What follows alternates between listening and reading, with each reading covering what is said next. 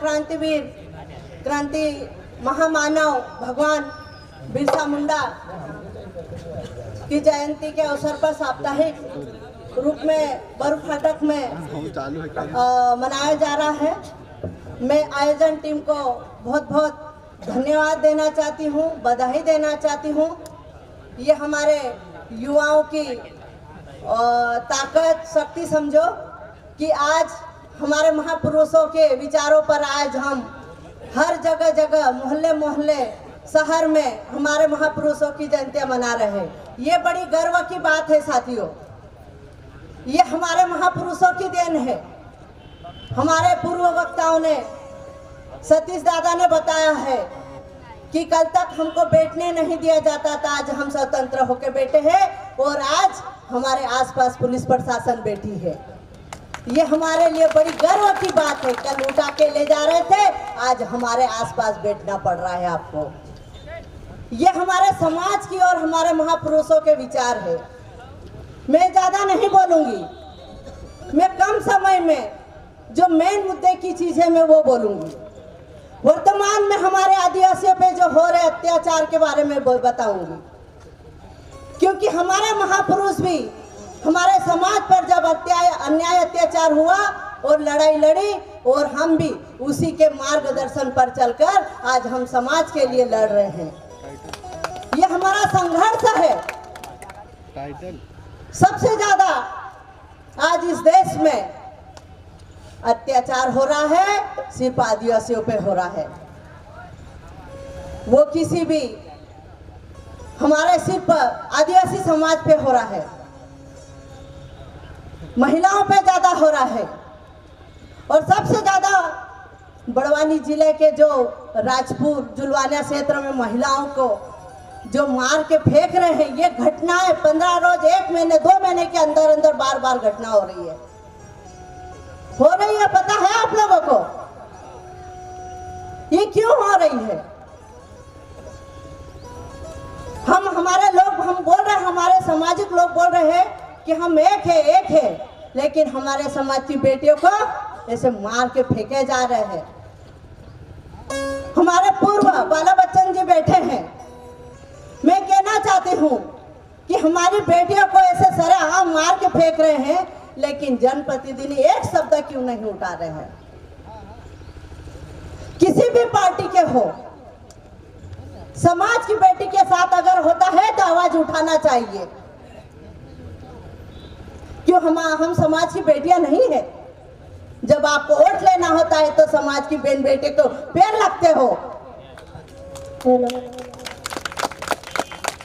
तो आपकी बहन बेटियों को भी रक्षा करने की आपकी जिम्मेदारी होती है। ये चीज होना चाहिए, ये लेकिन नहीं होती है। इस देश में जो कानून की व्यवस्था है, सरकार की नीतियां हैं, वो हमारे खिलाफ में है। आज इस देश में गुंडागर्दी का राज चल रहा है। बिल्किस बानो जो मेमोडियन थी, उसके हत्यारों को माला डालकर उसका स्वागत कर रहे हैं। ये सरकार गुंडागर्दी की है। ये शर्म आना चाहिए कि हमारे देश में ये सरकार निठल्ली हो गई है। हमारे लोगों को मारकर जेलों में डाल रहे और जो गुंडागर्दी कर रही सरकार, उसको माला पहना के उसका स्वागत करके बाहर ला रही है। ये सरकार की नीतियां गलत है, इसको समझना चाहिए। हमारे आदिवासियों को बाहर लाओ, जो बेगुनाह है, जिन्होंने कोई गुनाह नहीं किया उसे भी जेल में डाल के उन्हें सड़ा रहे हैं, और जो गुनाह करके जेल में उनको बाहर निकाल रहे हैं। ये सोचने और समझने की चीज है, परखने की चीज है। हमारे सतीश दादा ने कहा केडर के माध्यम से आपको तर्क वितर्क करके आगे चलना चाहिए। हमारा मकसद राजनीति नहीं है, हमारा मकसद सामाजिक होना चाहिए। और जो राजनीति का मकसद रख के चलना चाहते हैं, सबसे पहले समाज की विचारधारा लाके आगे चलना पड़ेगा आपको। हम बड़ी संख्या में है और कुछ मुट्ठी भर लोग हैं जो हमारे लोगों को चला रहे हैं। हमारे देश में अभी हमारे बड़वानी जिले की बात करती हूँ मैं, ये गौरव दिवस मना रहे हैं और स्थापना दिवस मना रहे हैं। हमारे महापुरुष आज है, उनकी गाथाएं पढ़ रहे हैं। तो मैं कहना चाहती हूँ, जो गवर्नमेंट की तरफ से जो गौरव दिवस स्थापना दिवस मना रहे हैं और साथ साथ इन प्रोग्राम कर रहे हैं, ये हमारे कर्मचारियों को बरगलाने का काम कर रही है, हमारे लोगों को बरगलाने का काम कर रही है। क्या जरूरत है 7 दिन तक स्थापना दिवस मनाने की?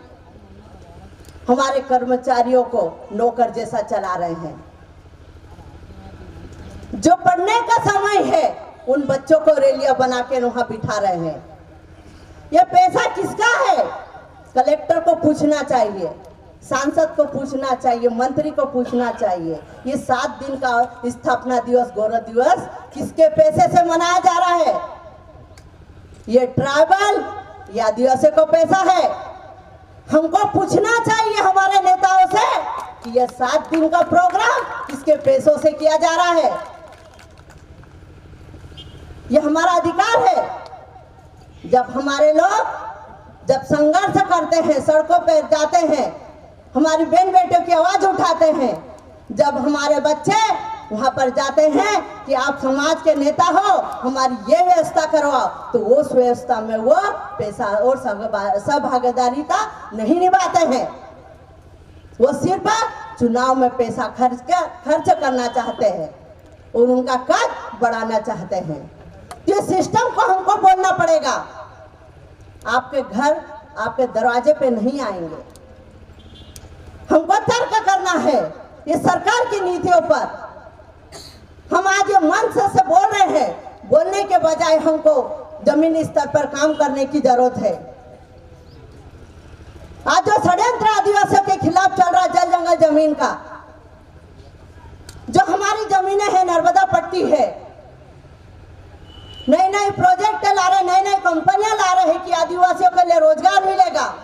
काहे का रोजगार? डूब क्षेत्र में हमारी जमीनें चली गई, खड़े खड़े कपास पूरे डूब गए। कौन सा मुआवजा दिया है सरकार ने? हमारे लोग आवाज ही नहीं उठा रहे हैं, जाना पसंद नहीं करते हैं। आज इतनी तादाद में हमारे संख्या में लोग बैठे हैं। बुरे मत बनो, लेकिन हमारे अधिकार की बात तो करो सरकार से। जब हमारे महापुरुषों ने लड़ाई लड़ी तो हम क्यों नहीं लड़ सकते? हमारे पास तो पूरी तंत्र सुविधा है, हमारे पास मीडिया है, गाड़ी है, मोबाइल है, सब कुछ तंत्र है, लेकिन फिर भी हम चुप है सरकार के खिलाफ। बोलना चाहिए। रेल लाइन डल रही है, रोजगार मिलेगा। हमको किस बात का रोजगार मिलेगा आदिवासियों का? मैं रेल लाइन का विरोध करती हूँ। जिस क्षेत्र में हमारी लाइनें डलेगी उस क्षेत्र में अन्याय, अत्याचार और शोषण ज्यादा बढ़ेगा। और बाहरी लोग, अभी जो शांति है, जो बाहरी लोग आके हमारे गांव में घुसेंगे, हमारे जिले में घुसेंगे, गुंडागर्दी बढ़ेगी, शोषण बढ़ेगा, उसके जिम्मेदार कौन रहेंगे? कौन रहेगा? गुजरात से लाइन हमारी बेटियों को उठा उठा के ले जाएंगे। रोजगार मिलना दूर की बात, आपको शोषण होगा और तुम्हारी हत्या होगी। इसलिए हमारे जो शांति इलाका है, हमारा बड़वानी जिला, उसको अशांति में न लाए। इसका विरोध होना चाहिए। हमारे लोग गुजरात लाइन होके गए हैं, उनके साथ में अन्याय अत्याचार हो रहा है तो कोई आवाज नहीं उठा रहा है। कई लड़कियां गायब हो गई है। तो हमारी जिम्मेदारी है कि मध्य प्रदेश सरकार से पूछे कि हमारी बड़वानी जिले की, धार जिले की लड़कियां इतनी जिलों से गायब हुई है, उसका पता लगाए।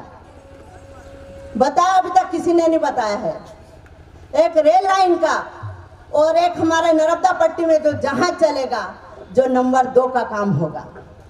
ये आप लिख के रख लीजिए। ये गुंडागर्दी होगी यहाँ पे, तो हमारे देश में अमन और चैन की और मानवता की बात होना चाहिए। रोजगार तो रोजगार जनपद और लेके आना चाहिए। ऐसा रोजगार मत लाओ कि आदिवासी के पलायन होके बाहर जाना पड़े। ये पलायन हो रहा है। तो मेन सरकार की नीतियों पे अपने को फोकस करना है कि हमारे खिलाफ में सरकार क्या क्या नीतियां ला रही है।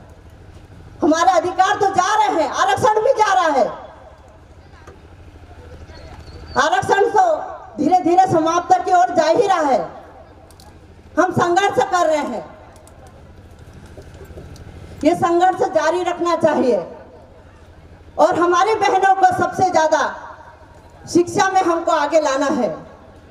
हमारे गांव के जो बुजुर्ग लोग बैठे होंगे, मैं उनको भी बोलना चाहती हूँ कि जो बेटियां हैं उनको पढ़ाए और संविधान पढ़ाए और संवैधानिक अधिकारों के बारे में बताए, क्योंकि सबसे ज्यादा संकट हमारे आदिवासी बेटियों पे होने वाला है। नहीं तो ये सरकार तो गुंडों को भी बाहर निकाल रही है जेलों से। ये समझ लो, हमारी बेटियों को भी रानी दुर्गावती बनना पड़ेगी। जब हम संविधान पढ़ेंगे, संवैधानिक अधिकार पढ़ेंगे, तो अब तो हम लड़ पाएंगे। और ये लास्ट पीढ़ी है जो हमारे जल जंगल जमीन और आदिवासी की बचाने की बात करेगा। उसके बाद तो गूंगे बेरे बन के खत्म हो जाएंगे। लेकिन हमारे युवाओं ने हमारे महापुरुषों के विचार पे चलकर आज देश दुनिया में सरकार को बता दिया है कि हमारे भी महापुरुष आज जिंदा है। जो टंटे मामा बिरसा मुंडा जिनका योगदान है, आज सरकार को भी मनाने पे मजबूर कर दिया है। ये हमारी ताकत है, ये हमारी ताकत है। इसको बरकरार रखना चाहिए। हमारे युवा ये न सोचे कि ये संगठन वो संगठन, हमको सामाजिक एकता बना के आगे चलने की जरूरत है। बस हमको सिर्फ राजनीति की, हमको राजनीति रोटियां नहीं सेकना है। जिसको भी राजनीति करे वो करे, लेकिन समाज के साथ साथ गद्दारी नहीं होना चाहिए। हमारे बीच में वरिष्ठ हमारे बाला बच्चन जी बैठे हैं। कई बार सुना है आपके क्षेत्र में कई महिलाओं के साथ ऐसा, तो आप बिल्कुल आवाज उठाइए, हम आपके साथ में हैं। जब आज जनप्रतिनिधि आवाज उठाएंगे तो हमारा समाज बहुत ऊपर चले जाएगा। आज पूरे प्रदेश में 47 विधायक है और हमारे राष्ट्रपिता और हमारे आदरणीय द्रौपदी मुर्मू जी बैठे हैं। प्रदेश में, भारत देश में महिलाओं के पक्ष में एक भी शब्द नहीं बोला है। एक भी शब्द हमारी बहन बेटियों के साथ में गलत होता है तो उनको वहां से ऑब्जेक्शन उठाना चाहिए। उन्होंने देखना चाहिए कि प्रदेश भर में कि भारत की लड़कियां कितनी गुम हुई, कितने के बलात्कार हुए। ऐसे हत्यारों को सजा सुना चाहिए, लेकिन वो काम करते ही नहीं। वो गुलाम है जो बोलते नहीं है। हमारे दादाओं ने भी कहा, आजकल लोग बरगलाने का काम कर रहे हैं जनजाति वनवासी के नाम से। क्या हमारे समाज के लोग इतने कमजोर है क्या? किसी के बातों में आ जाते हैं। जिस तर्ज पर बीजेपी आरएसएस काम कर रही है, उस तर्ज पे हमारे समाज के लोगों को भी काम करना चाहिए। उनसे सीखने की जरूरत है। कैसे हमारे लोग आपस में लड़वाने का काम चल रहा है। कई ऐसे घटना हो गई है जो हिंदू मुस्लिम करके हमारे आदिवासी भाइयों के गला कटवा रही है। ये तर्क करने की जरूरत है। आज आपको मोबाइल दे दिया जाएगा, गाड़ी दे दी जाएगी, हम हिंदू है, हम हिंदू है। तुम्हारे बाप थे हिंदू? आप आदिवासी हो, इस देश के मालिक हो, प्रकृति पूजक हो। ये मानने की जरूरत है आपको। आज आपकी नौकरी किस प्रमाण पत्र से लगी है? आप आजाद होकर किस झंडे के नीचे चल रहे हो? ये समाज का है, हमारे महापुरुषों की देन है। बिरसा मुंडा टंटे मामा आज नहीं होते तो आज आप यहाँ बैठने लायक नहीं रहते। इसलिए ये गुलामी बंद करो।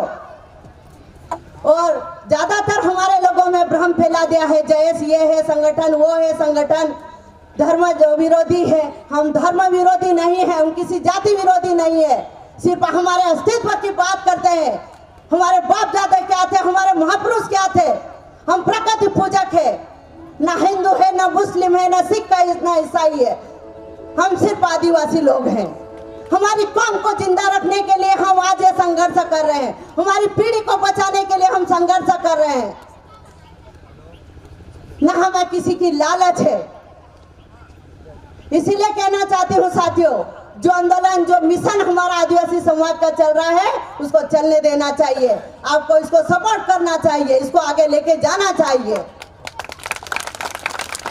और हमारी बहन बेटियों को आगे बढ़ाने की जरूरत है। उसको पढ़ा के शिक्षित करके आगे बढ़ाना चाहिए। सबसे ज्यादा हमारी बेटियों पे अत्याचार होता है तो उसको घर घर से, गांव गांव से आवाज उठाने की जरूरत है। अगर आप लोग सहयोग करोगे तो हमारी बहन बेटियों पे इस प्रकार से घटना हो रही है, होने वाली भी बंद हो जाएगी। तो मैं इतना ही कहना चाहती हूँ साथियों, ज्यादा नहीं कुछ बोलूंगी, क्योंकि धार में भी आंदोलन होने वाला है, चल रहा है और देर भी हो चुकी है। तो मुझे एक समाज से हमको, दीदी के सम्मान से हमको बुलाते हैं कि नारी शक्ति होना चाहिए। तो जब जब मेरे समाज के साथ पीड़ा और शोषण होगा, मैं वहाँ जाकर खड़ी रहूंगी, एक ताकत बनकर खड़ी रहूंगी, क्योंकि मेरा जीवन है। जिस समाज में पैदा हुई हूँ मैं, जिस समाज की बेटी हूँ, उसका कर्ज मुझे अदा करना है। मैं आदिवासी बेटी हूँ, मैं किसी जाति और धर्म की विरोधी नहीं हूँ। मैं सिर्फ न्याय की बात करना चाहती हूँ, संविधान की बात करना चाहती हूँ और मैं हमारे समाज को बचाने की बात करती हूँ। जय आदिवासी।